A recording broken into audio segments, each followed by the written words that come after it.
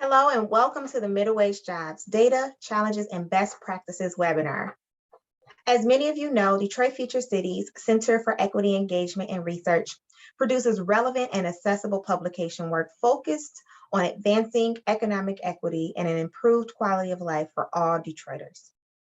We envision a city where all Detroiters are meeting their unique needs, prospering, and fully and fairly participating in all aspects of an economic life within a thriving city and region. And our goal is to help stakeholders use accurate and relevant data to inform actions and decision-making that will help us reach this vision. As the city continues to work towards achieving economic equity, improving access to quality job opportunities for 85% of residents without a college degree is key. And I'm happy to engage with you all today on this very topic and also share that we recently released a report titled Middle Wage Jobs, which was authored by our longstanding partner, Thom Goff of Mass Economics. So my name is Shari Williams, and I truly appreciate all of you for joining us today for this very important topic. As we move forward, I ask that you make sure that you're following us on our social media. I have all of our handles here on the screen and even our hashtag if you want to highlight anything that you're hearing or learning about today in this webinar. Before we jump into the full webinar, I'd like to provide a quick overview. So during this webinar, Thom Goff will provide an overview of the report, which reveals trends and challenges facing Detroit's middle class and offers best practices to help boost access to good jobs for workers who do not have a college degree. We also have an example from Fresno D.R.I.V.E in California, which will highlight their comprehensive approach to job creation, designed to advance racial equity and expand economic mobility for the city's historically marginalized populations. Now, with that all being said, I am happy to pass the mic and move us into this very important discussion. Once again, thank you all for joining us, and I hope that you enjoy the talk today. Feel free to reach out to me if you have any questions. My email address will be provided to you at the end of this webinar. And now I hand it over to Thom Goff from Mass Economics. Hi, everyone. I'm Thomas Goff with Mass Economics. Can everybody see the screen? Yeah? Hopefully? All right. I want to thank DFC and the Center for having me here today. I also want to thank my coworkers, Teresa Lynch and Tyler Rivera, for their contributions to this middle wage job brief. Start this off with sort of a quick history, provide some context. I think many of you guys are probably already familiar with this story, but this chart here is sort of calling out that post-World War II, the US had this sort of golden age for accessible and well-paying jobs and a lot of blue-collar activities like manufacturing, automotive, construction. But then you see that sort of since about the 70s, a lot of those jobs have disappeared, whether that's through globalization, automation, and really the end result is you see that the US economy has continued to bifurcate, sort of split into these higher paying jobs that require a bachelor's degree, a master's, or even a PhD, and then lower wage jobs that are more accessible, for example, in say the services or hospitality industries. And then just calling out why are middle wage jobs so important to Detroit? Yes, they are critical to workers everywhere, but in Detroit, only 15% of residents have a bachelor's degree or higher, which is about half the rate in Metro Detroit and the US. So it's really important to Detroiters in particular. And furthermore, they're especially important to non-white workers across the US, but also particularly in Detroit, where 80% of Detroit residents over 25 years old are African Americans. And you can see here that a limited share have a bachelor's degree or higher. So when you look at an economy, you can sort of split it up into three groups. So first, at the top, there's this line of jobs that are accessible to those with a bachelor's degree or higher, that require a bachelor's degree or higher. And then the bottom, you can split the economy into jobs that pay above and below a median wage. And in the Detroit MSA, that cutoff was $37,000 in 2019. And in the US, it was about $35,000. And then with this, you can break this up into middle wage jobs. It's the focus of our discussion today. There's these accessible but relatively low wage jobs. And then lastly, up at the top, those bachelor's degree or higher jobs. Wanted to point out that you can look at middle wage jobs two ways. So one is on an industry basis, and the other is on an occupation basis. So industry data are nice because the data are available at smaller geographies, down to cities and counties, whereas occupations, you're sort of stuck with larger geographies, regions and states. And sort of just thinking about the applications of these two types of data, I'd say industry data are really more useful for economic development and industry and cluster strategies. Whereas on the flip side, occupations are really more useful in the context of workforce development, education providers, and the identification of career ladders, getting folks to those middle wage jobs. So now to the actual data and the findings. So I want to sort of call out two things on this slide. So the first is just this 2019 bar here. And one thing to call out is just Detroit has a higher share of jobs requiring a bachelor's degree or higher at 38%, compared to 34% and 32% in the US. But really the most critical thing here is looking at the change in share of middle wage jobs. So in Detroit and the US, that share declined. And what's slightly surprising is that share actually increased a little bit in the region. We're going to look at this another same type of data, but looking at it a little bit different way, looking at the absolute job growth. And what's really sort of compelling here is there's this more extreme bifurcation in Detroit. We can see the accessible but low wage jobs are growing a lot, as are the bachelor's degree or higher jobs. But here there's just this small 3% growth for the middle wage jobs. So it's becoming increasingly polarized in Detroit. So then, what are the actual industries that make up the middle wage jobs? So this is looking pre-COVID. What are the largest industry contributors to middle wage jobs? And to call out this color coding, the purple industries are those that are shared across Detroit, the region, and the US. And you'll also see that at the top, hospitals is #1 across the board. These orange colored cells are shared with Detroit and the region. Perhaps not too surprisingly, they're automotive related. And then lastly, there's a couple of green industries that are just shared between Metro Detroit and the US. The last thing I wanted to call out on this slide was just this last row here, is that Detroit is a lot more concentrated in terms of the number of industries that provide middle wage jobs. So these top 10 reflect about half of all the middle wage jobs in Detroit, whereas you can see over to the right, about a fifth and about a third in the US. So pretty highly concentrated. And then you can do the same thing when you look at occupations. This is comparing the occupations in Detroit region and the US. And one thing to note that's a little bit different than the last slide is that 8 out of the 10 overlap. And the 2 in Detroit are, in Metro Detroit, are automotive related. But what this really points to is that there are certain occupations that really provide a high share of middle wage jobs sort of across the US, sort of universally. And another part of this analysis was sort of looking at how the industries that provide middle wage jobs change over time. And as you might guess, over a decade even, that can change. So just quickly sort of give an overview of this sort of typology. There are these stable middle wage industries that are consistently providing middle wage jobs in 2010 and also in 2019.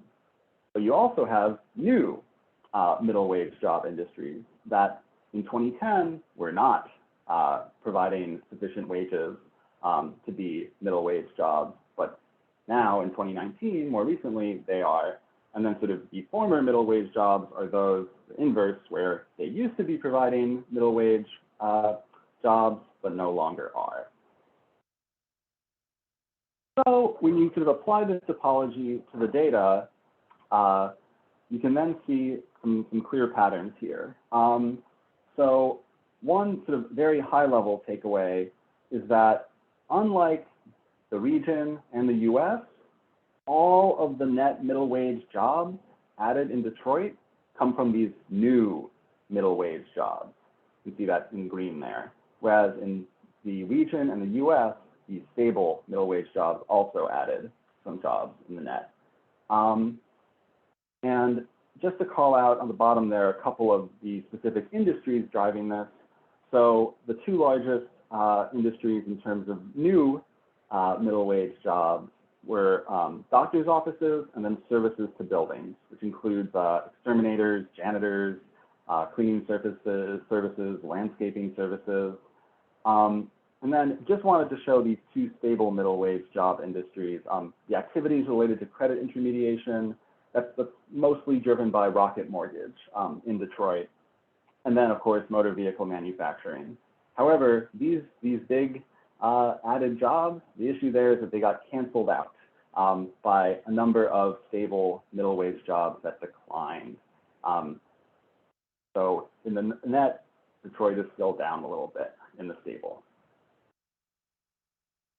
So next in this brief, we wanted to ask, okay, who holds these middle wage jobs? And just first, when you look amongst middle wage job holders, there's an interesting pattern that Detroit middle wage job holders seem to have higher educational attainment levels when you compare it to the Metro Detroit area and the US. That's at 62% versus 58% versus only 50%. And sort of two factors that could be driving this. One would just be that the industries providing middle wage jobs in Detroit actually have higher skill and education requirements than the national average, sort of just the mix of industries. Alternatively, it's also possible that a little bit of a weaker labor market in Detroit might allow employers to demand higher credentials and skills than the jobs actually require. And if that's the case, you can sort of imagine a world where you can implement some policies that try to right-size, those skill requirements. Then when you look at the race and ethnicity breakdown of the middle wage job holders, generally speaking, across the US, those middle wage job holders are more likely to be white, less likely to be African American. You can see here that gap in Detroit of about 7 percentage points.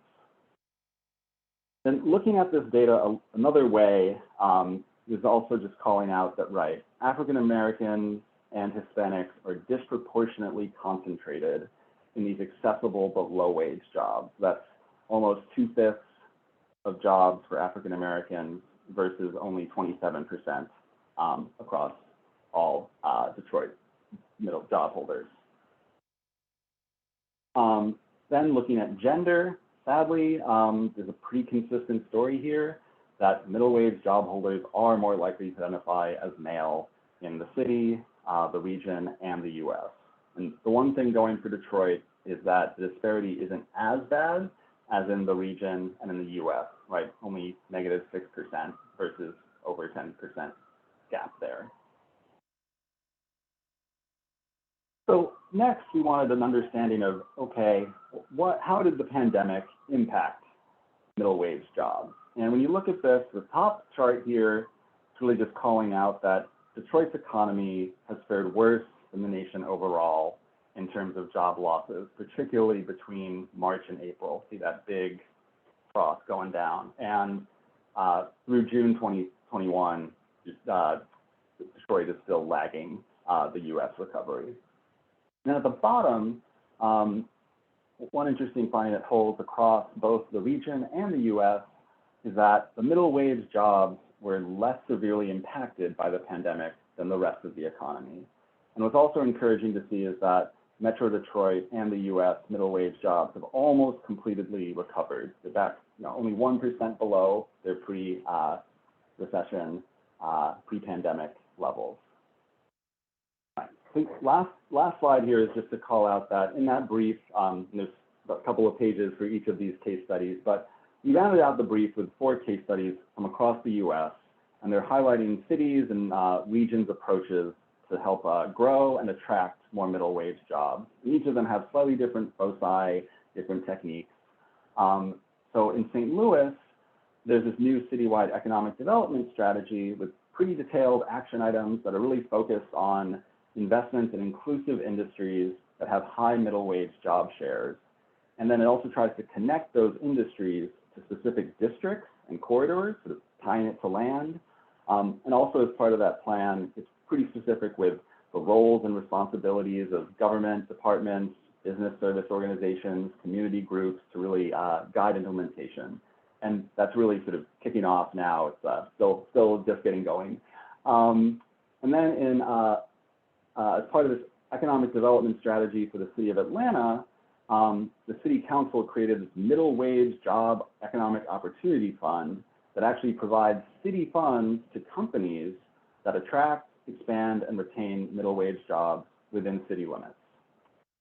In Grand Rapids, there's focus was more on strategies leveraging tax incentives and tax abatements to attract and retain both industries and specific businesses in the broader region that offered middle wage jobs. In addition, there's this nonprofit called The Source that provides these wraparound services to these job holders to sort of improve job quality more broadly. And then lastly, Fresno, California created this $4.2 billion 10-year community investment plan called Fresno D.R.I.V.E, which reflects this multi-pronged, cross-sector collaborative effort pulling in philanthropy, nonprofits, workforce development organizations, and multiple levels of government from city to county to region, all with the goal to improve workforce outcomes and increase the number of middle wage jobs in the region. And then actually next up, we'll be hearing from Christy Patch, who's one of the organizers of the Fresno D.R.I.V.E initiative. Thanks so much, and I think I'll pass it back to Shari. Thank you, Thom, for sharing this work and the important data from the report. Moving Detroit closer towards economic equity will truly require a coordinated and collaborative effort among cross-sector practitioners to grow and attract more middle wage jobs. Next, I have a presentation from Christy Patch of Fresno D.R.I.V.E, who will share more about their initiative to advance racial equity and expand economic mobility for the city's historically marginalized populations. Before I bring Christy on, I just want to share a little bit about her. Christy Patch is a senior program officer for the Central Valley Community Foundation in Fresno, California. Her primary role is supporting the Fresno D.R.I.V.E initiative, which aims to advance inclusive economic growth in the Fresno region. Christy grew up in Fresno and feels fortunate to work towards changing systems and supporting equitable opportunity. Now with that, I bring Christy to the screen.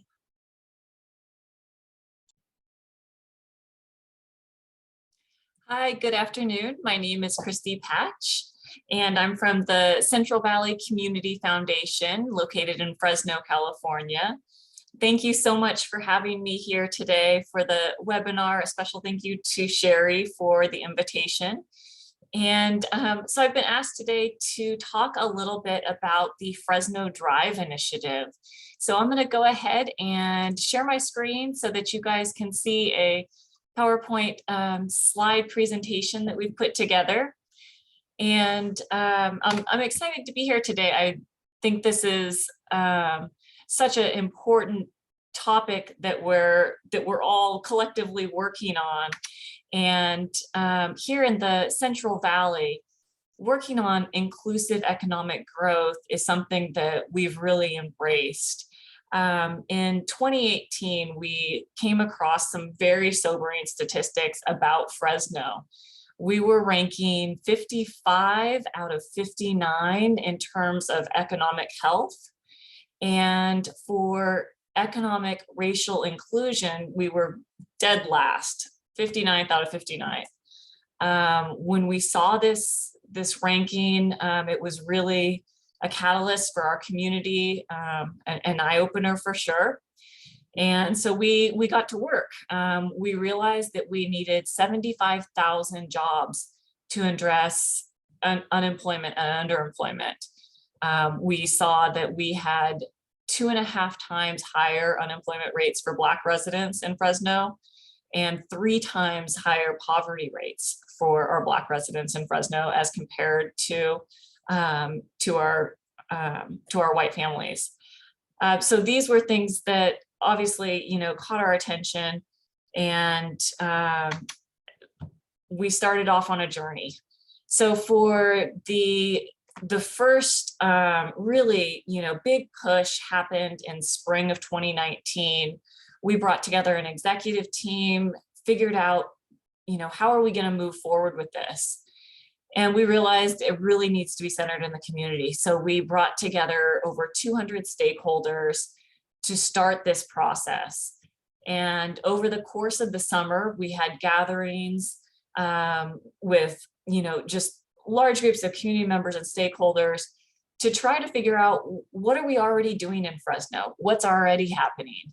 We had over 100 different pilots and initiatives that people said, these are things that are already happening. And from that, we winnowed it down to around 14 to 19 initiatives. And those became the focus of our Fresno Drive. So these were things that had already been out in the community to some extent, maybe pilot programs that showed promise. And collectively, these 14 to 19 initiatives, what we saw was that they addressed holistically issues that were going to help us towards our North Star goal of addressing inclusive economic growth. So from there, we've now been trying to support these initiatives. We unveiled an investment plan in fall of 2019 that said, here's what we think needs to happen. It was a $4 billion investment plan. So that's the amount of money that we think it's going to take in Fresno to really start to shift what's happening here in terms of what you saw on the very first slide. So that's how we started. That's how we got our plan together, put together a revision. And over the last couple of years, we've been working on supporting those teams, further refining those plans, really putting together step-by-step action plans for those teams. So this slide here shows the 3 areas that that each of these initiatives falls into. So from the 19 initiatives, I said 14 to 19 because we ended up combining some. So these are the 14 initiatives that we're currently working on through the Fresno Drive initiative. So you can see that we have a broad selection here because we understand that in order to reach, our goal of really eliminating racial disparities and working towards racial equity, along with really, supercharging our economy, that's going to take a multi-pronged effort. It's going to require, not just focusing on the workforce, but also looking at our human capital, looking at preconception to 5, thinking about what happens, even before a baby is born, the maternal care and health of that child. And, really thinking about the whole picture here. So you can see we have economic development initiatives, we have human capital initiatives, and then we have neighborhood development initiatives, with the understanding that our built environment and the neighborhoods are also going to really shape the outcomes of our residents and how, if they're able to thrive or not. So one of the key things that we did in 2020 was develop a theory of change. And if you look along, what I would call kind of the spine of the theory of change, those 3 circles in the middle, these are some of the key elements that we're really reinforcing and embedding across all of our drive work. So the first being shared understanding and analysis of racism. So it's our hypothesis that in order for us to really catalyze change, that we have to really support shared understanding of the root causes of the systemic biases that are causing the situation that we're in now. So what this actually looks like is that we have, periodic, at least monthly meetings with all of our D.R.I.V.E stakeholders that are facilitated by anti-racist experts and facilitators. And we're examining racial biases. We're working at the individual level. We're working at the organizational level, and really trying to have the conversations that lead to the insights that we need to build support around the work that we're doing. So that's one of the key elements. Another key element is continuous engagement of racial minorities. So this is the community engagement piece, and it's so central to the work that we're doing. Again, trying to embed it across all elements of D.R.I.V.E, and I'll talk a little bit more about that in a moment. And then making sure that each of our programs is really working on promoting racial equity. And what this looks like from a practical standpoint is, again, working with some of our anti-racist experts. We're doing what we call pressure testing all of our implementation plans for each of our initiatives. So we go through, we look at all of the goals, the intermediate outcomes, the short-term outcomes, some of the activities. We look through the program logic model, and we ask, how can we do better for really focusing this on racial equity?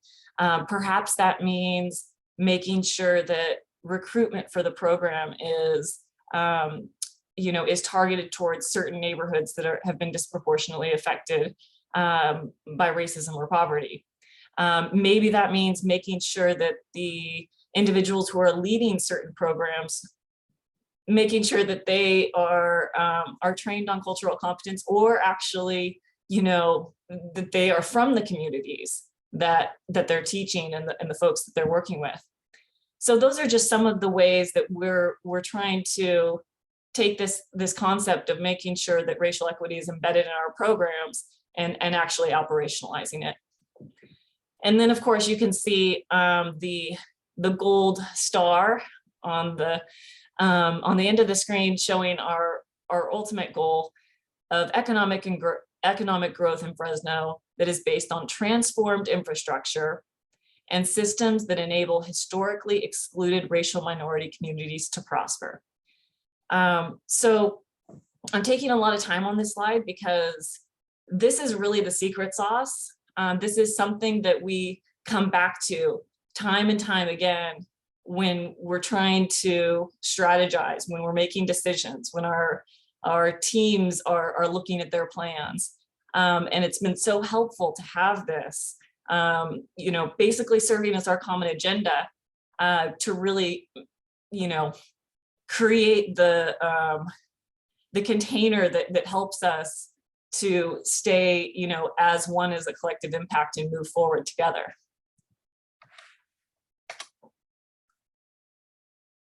Okay, so again, I talked a little bit about this already, but I did want to just, again, emphasize those key parts of that theory of change: the shared understanding and analysis of racism, continuous community engagement, and really making sure that racial equity is embedded across all of the program elements.